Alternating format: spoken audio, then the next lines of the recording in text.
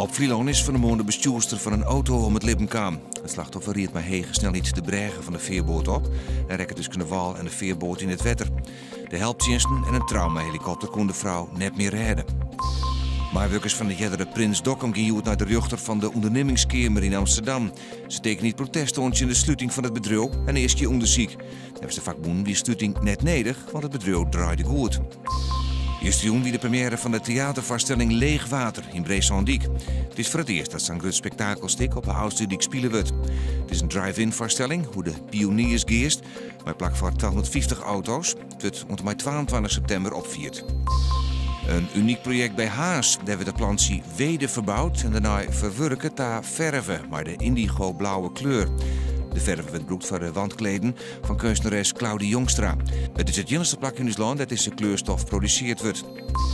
Joen en vannacht droeg, het wordt een gratis tolve en er is kans op mistbanken. Morgen eerst nog zinnen, letten neemt de bewolking ta en krijgen we wat rein. Het wordt 18 graden en er stiert een matige zuidwestenwind.